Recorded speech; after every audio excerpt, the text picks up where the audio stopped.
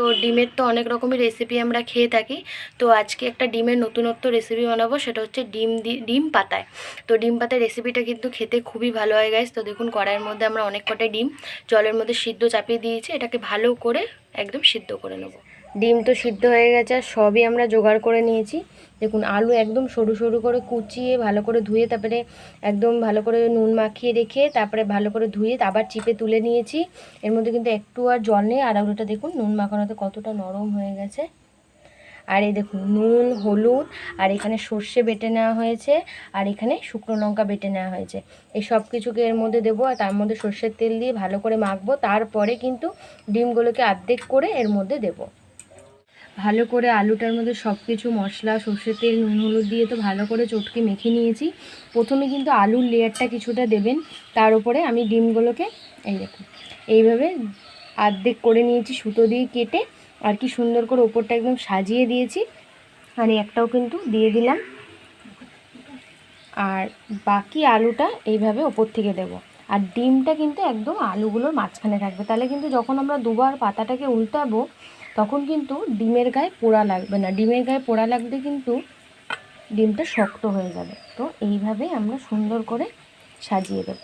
আর এবার ওপর থেকে দিয়ে দেবো আর একটু কিছুক্ষণ সর্ষের তেল।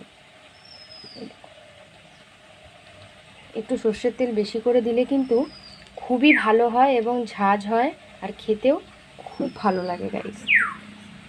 আগেও কিন্তু আলুটা মাখানোর সময় আমরা এর মধ্যে সর্ষের তেল দিয়েছি। তো এটাকে এইভাবেই হাই ফ্লেমে আমরা বসিয়ে দেবো। তো গাইস দেখুন আমরা কিন্তু হাই ফ্লেম দিয়ে প্রথমে 1-2 মিনিট একটু হাই ফ্লেমে রাখবো। তারপরে দেখুন কত সুন্দরভাবে কালারটাও খুবই দারুণ এসছে। ক্যামেরার থেকেও কিন্তু কালারটা রিয়েলে বেশি ভালো লাগছে দেখতে।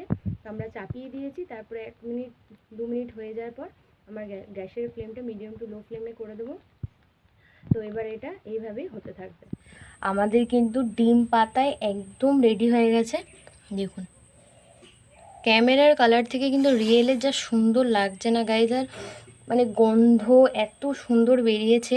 তো এরকম সেম প্রসেসে কিন্তু আপনারা অবশ্যই বানাবেন। আর ডিমের তো অনেক রকমের রেসিপি আমরা খেয়ে থাকি, এটাও কিন্তু অবশ্যই একবার ট্রাই করে খেয়ে দেখবেন। নতুনত্ব একদম ডিম পাতা রেসিপিটা আপনাদের কীরকম লেগেছে। আমি তো বলছি যে আপনাদের এই দিয়ে শুধু ভাত খাওয়া হয়ে যাবে, এত ভালো হয় এটা। আমরা বহুবার খেয়েছি, তাই আপনাদেরকে দিলাম ডিম পাতা রেসিপিটা। তো কেমন লেগেছে সেটা কিন্তু অবশ্যই কমেন্ট করে জানাবেন। আর ভিডিওটা যদি ভালো লেগে থাকে তাহলে লাইক করবেন, শেয়ার করবেন, আমাদের চ্যানেলটা অবশ্যই সাবস্ক্রাইব করবেন, বেল আইকন ক্লিক করবেন এরকম নতুন নতুন ভিডিও সবার আগে আপনার কাছে পাওয়ার জন্য গাইস। তো আজকের জন্য এতটুকুই, আবার দেখা হবে পরের সপ্তাহে।